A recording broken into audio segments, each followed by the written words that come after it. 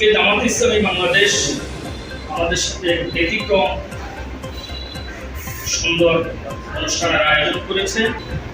আরাফাত ভাই বলেছেন বিগত 16 বছর সাংবাদিকরা বিভিন্ন পর্যায়ে এই দেশকে পিছিয়ে দেওয়ার জন্য, প্রদর্শনী করার জন্য, রাজনীতির জন্য, পদ পদবীর জন্য, অর্থবিত্ত অর্জনের জন্য সাংবাদিকেরা নানাভাবে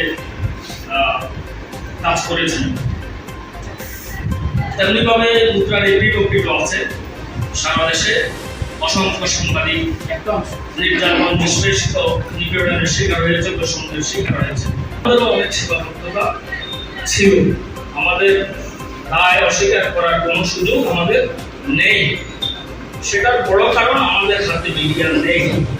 মিডিয়া কারা পরিচালনা করে আপনারা অবশ্যই জেনে থাকবেন। বিএনপি সরকারের আমলে অনেকগুলো টেলিভিশন চ্যানেলকে অনুমতি দেওয়া হয়েছে, অনেকগুলো পত্রিকাকে অনুমোদন দেওয়া হয়েছে, কিন্তু নগদ অর্থের লোভে আমরা মাথায় করে সবগুলো বিক্রি করে দিয়েছি। আমি নগদ চিন্তা করেছি, আমি আমার ভবিষ্যৎ চিন্তা করি নাই। আমি যদি আমার নগদ চিন্তা না করে ভবিষ্যৎ চিন্তা করতাম, নয়া দিগন্ত পত্রিকা বন্ধ হইতো না, নয়া দিগন্ত টেলিভিশন বন্ধ হইতো না, চ্যানেল 1 বন্ধ হইতো না। কারণ কোনো ফ্যাসিস্ট সরকার অথবা কোনো অবৈধ দখলদার যদি স্টিম রোলার চালায়, একটা দুইটা বিচ্ছিন্ন কাউকে স্টিম রোলার চালাতে পারে। যখন সংঘবদ্ধ সংখ্যাধিক্য থাকে তখন সেটা পারে না। তারা বিএনপি চ্যানেল বন্ধ করে দেওয়ার পর, বিএনপি পত্রিকাকে বন্ধ করে দেওয়ার পরে অন্যদের মুখ অটোমেটিক সাহসিক ধ্বংস হয়ে গেছে। আমরা যেহেতু মানুষ, তো সেক্ষেত্রে আমি বলবো ভবিষ্যতের পরিকল্পনা জামাত ইসলামী বা যারা এখন রাজনীতি আছেন ওনারা এই বিষয়গুলোতে কাজ করা দরকার। কয়টা পত্রিকা আপনি দেখাতে পারবেন? বাংলাদেশে যতগুলো পত্রিকা আছে আপনি 1%, 2% মিডিয়া নেই জামাত ইসলামী বা ডানপন্থী বলতে। সেক্ষেত্রে আমি জামাত ইসলামীর নেতৃবৃন্দকে কাজ করার জন্য যে এখানে কেন্দ্রীয় দেখা একজন উপস্থিত আছেন, এটা আমাদের লাঙ্গলপুরের সৌভাগ্য। আমি অনুরোধে কথা রাখলাম। পাশাপাশি আমি আরেকটি কথা বলবো, ধরেন আপনাদের বিভিন্ন নিউজের ক্ষেত্রে আমরা কমিউনিকেশনের প্রকৃত পেয়েছি। আমি ওই নিয়ে বিস্তারিত আলোচনা করবো না, ভবিষ্যতে যেন না পাই।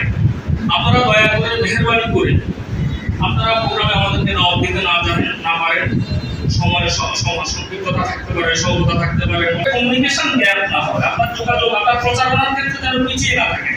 সেই জন্য আপনারা সাংবাদিকদের সাথে ভবিষ্যতে কমিউনিকেশনটা আরো বেশি করবেন।